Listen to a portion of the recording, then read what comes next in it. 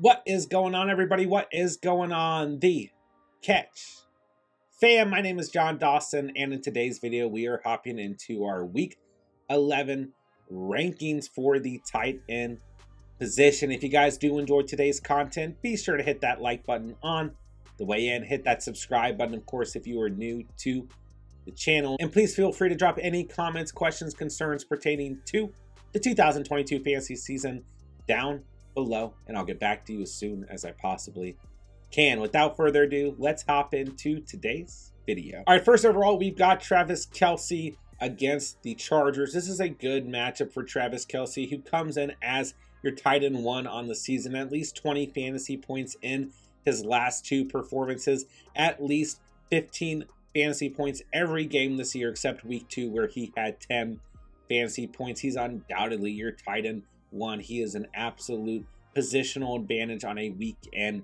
week out basis. No need to put anyone even close to number 1. Kelce is in his own tier. He has a prime time divisional game against the Chargers, Sunday Night Football. He's going to have another great performance. We can move right along. All right, I've got George Kittle as number 2 this week, which may surprise a few guys out there, but Arizona is the worst team in the league from a fantasy perspective against the tight end position. I think George Kittle could have one of his best stat lines so far of the year. I know he's really disappointed in week 10 against the Chargers with just 2 targets, 1 reception for 21 receiving yards and 3.1 fantasy points. But if you own George Kittle, you just got to understand he is a boomer bust tight end for a majority of the year. But when he gets on those hot streaks, he stays on them. And ultimately, I think he's going to have a really good week and hopefully start another one of those hot streaks, although he does get the Saints in week 12, who have been very good against the position. But ultimately, it's a beautiful matchup against the Cardinals. If you own Kittle, you've got a very good option as we approach the week. All right, I've got Mark Andrews as our tight end 3. He's still questionable, still practicing in limited capacity. We know he's been dealing with some injuries over the past couple of weeks, but he did get the week 10 bye and is hopefully a little bit more rested up and healed up. He's got a good opportunity against the Panthers. It's absolutely crazy. In the last 4 weeks, he's scored 6.7 points in total in full PPR, and he's still your tight end 2 in full PPR. We can't discredit the amazing pace he was on before he started to deal with some of those injuries. He absolutely deserves to be number 3 overall, and quite frankly, if George Kittle didn't have such a good matchup against the Cardinals, I would still have Mark Andrews as number 2 overall. All right, next up we've got TJ Hawkinson. He gets the Cowboys. Not the best matchup overall, but he is your tight end 5 so far on the season. And since he's been traded to the Vikings, he's been playing very well, at least 11.5 or more fantasy points. And I expect this game to be pretty competitive overall and a good game script. So I like Hawkinson right at 4 overall. I think he continues to produce on a weekly basis for the Vikings. Next up, we've got Cole Kmet, who's been on absolute fire the last couple of weeks. He has 5 touchdowns in his last 3 games. His last 3 stat lines read at 9.1, 22, and 23.4 in full PPR scoring formats. And he's got another incredible opportunity against the Atlanta Falcons, who have not played well against the position whatsoever on the season. It's worth noting he's missed some practices this week while dealing with a thigh injury, but ultimately I haven't read anything that makes it look like he's not going to be able to suit up on Sunday. So I like Cole Kmet right at tight end 5 overall. He's a guy who absolutely should be rostered. I mean, he's still sitting at 76% rostered. He's really, over the past couple of weeks just moved up in terms of his roster percentage. He should be, I think, higher than 76% rostered. This Bears offense is just clicking on all cylinders, and Kmet is a big part of that. He's moved up to your tight end 10 in PPR so far on the season, your tight end 7 in standard scoring format. So I like Kmet in a great matchup against the Falcons as our tight end 5. 6 overall, I've got Dalton Schultz, who's really shown that production since he's come back healthy, and he's come back with Dak Prescott healthy, at least 9.9 or more fantasy points in every matchup since him and Prescott have come back together and been healthy on the field. 17.4 fantasy points in week 10, a season high against the Packers. 8 targets, 6 receptions, and a touchdown, as well as 54 receiving yards. I like him in a competitive matchup against the Vikings here in week 11. He's a great start at the position. Next up, we've got Pat Freiermuth, who comes in as your tight end 9 so far on the season. He gets the Cincinnati Bengals. He's just a safe weekly basis, a safe floor, not a crazy high ceiling, but I continue to believe in Pat Freiermuth, and I continue to believe that the Steelers will be in a lot of matchups where they need to throw the football to stay relevant in the game. So I like Freiermuth where he is as tight end 7 as we approach week 11.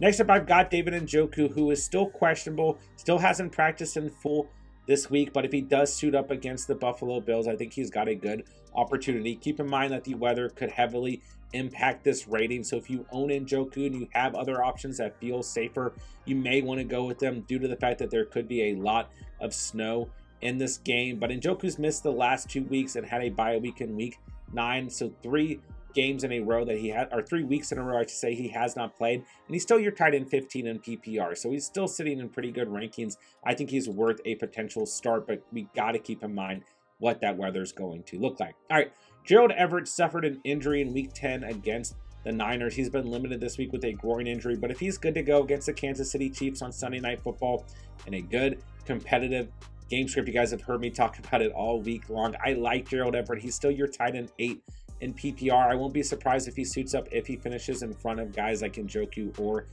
Freiermuth. But we've got, a couple injuries here for a couple of these tight ends, but that just happens at the tight end position. So if Everett's good to go, I think he's a good start against the Kansas City Chiefs. All right, 10th overall, we've got Robert Tonyan. I think he's a good option against the Titans, who haven't played very well against the tight end position. But just keep in mind, Robert Tonyan still brings a lot of boom or bust to the table. He's had some safe floors on the season, but in the last 2 weeks, he's had 5.9 or less fantasy points. So he still holds a lot of risk, but I think he's got a good opportunity against the Tennessee Titans on Thursday Night Football. At number 11 overall, we've got Greg Dulcich going up against the Raiders. A really good opportunity, a really good matchup for Greggy D. 2.1 points in week 10, though. A really disappointing week. He was a player I had a lot of faith in going into week 10 against the Tennessee Titans. Just 4 targets, 1 reception, and 11 receiving yards. But ultimately, I think he'll bounce back against a Raiders defense that has been playing pretty awful all season long. All right, next up, number 12, I've got Kyle Pitts. You guys know I don't have a lot of faith in Kyle Pitts, but he still belongs in this tier, especially with a couple teams on bye week and us missing guys like Cade Otton, Evan Ingram, Mike Gesicki, and I guess some of the Seahawks tight ends, which probably wouldn't be in this tier. But overall, Kyle Pitts has to be talked about at some point, and he's got a good opportunity against the Bears. So due to the matchup, he comes in as tight end 12 on the week, but you guys know I don't have a lot of faith in Kyle Pitts. Just brings a lot of volatility at the position, the way he is utilized within that offense. But once again, he gets the Bears. It's a pretty good opportunity here. So Higbee comes in as our tight end 7 in full PPR on the season. He's got a tough matchup against the Saints. They have played against the tight end position very well so far on the season, but with Cooper Kupp going down, I really think that Higbee has a good opportunity regardless of if Matthew Stafford is the starting quarterback or if John Wolford is the starting quarterback. 8 targets, 8 receptions, 73 receiving yards, and 15.3 fantasy points for Higbee in week 10 against Arizona, but a much tougher matchup here in week 11 against the Saints. Arizona is the worst team in the league against opposing tight ends. The Saints are one of the best teams in the league against opposing tight ends. But ultimately, the volume should be there for Higbee, especially in full PPR. He is still a tight end you can consider. Next up, we got Hayden Hurst. Comes in as your tight end 13 on the season, but he was on bye week last week, so that's a little bit skewed. He gets the Steelers. Not a great matchup, but ultimately not the worst matchup. And at the end of the day, he is still a tight end who gives you a really safe floor. Not a crazy high ceiling unless he scores a touchdown, but that's what happens with a lot of these tight ends. So Hurst is a safe option, especially if you don't have anyone out there, and he's someone you got to pick up off the waiver wire because he did get dropped in a lot of leagues being on bye week last week. All right, Jawan Johnson's been on a really good pace the last couple of weeks. He comes in as your tight end 11 in PPR, your tight end 8 in standard. 15.4 points in week 10 against the Steelers, 7 targets, 5 receptions, 44 receiving yards, and a touchdown. He now has 4 touchdowns in the last 4 weeks. It doesn't really seem to matter if Andy Dalton or Jameis Winston starting at quarterback. He has good chemistry with both of these quarterbacks, so I like him moving in to the week. I think he's much safer than Taysom Hill when we're looking at these Saints tight ends, and The Rams, not the greatest matchup overall, but not the worst matchup. And I think that Juwan Johnson is a good streamer and someone who could put up a respectable stat line for you as we approach the week. All right, here are your last 5 tight ends. I'm not going to break them down as extensively, but these are guys who you could consider desperate streaming options. Tight ends who ultimately are definitely going to be touchdown dependent, but give you a chance if you need a desperate streaming option. I will say the tight end I like the most on this tier has got to be Foster Moreau of the Raiders. He had 13.3 fantasy points against the Colts in week 10, a touchdown, 43 receiving yards, and 3 receptions off of 4 targets. I think he's ultimately the safest tight end on this tier. Dawson Knox is not too bad of an option. He's done a little bit better in the last 4 weeks with 3 performances with 9 or more fantasy points, and then 5.5 points in week 9 against the Jets. But once again, just remember that that is going to be a snow game, so it's not the greatest opportunity. Tanner Hudson hasn't done a lot in the season, but he gets the Lions, so it's a good matchup. Taysom Hill, who we just talked about, is completely boomer bust. I'd rather go with Juwan Johnson when looking at the Saints tight ends, but you got to admit, Hill can still give you a boom week, and you just never know when it's going to happen. Tyler Conklin has been very good at times on the season and extremely bad at times on the season, and ultimately the chemistry between him and Zach Wilson hasn't been as consistent as the chemistry he had with Joe Flacco at the beginning of the season, and it's a tough matchup against the Patriots. So he's our final tight end here on the rankings as we approach week 11. That'll do it for today's video. If you guys did enjoy the content today, be sure to hit that like button on the way out.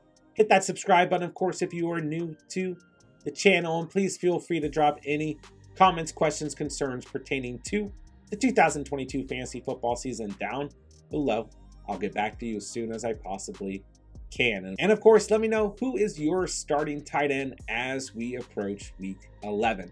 With that, I'll say thank you guys so much for watching and or listening, and remember, you saw it here on The Catch.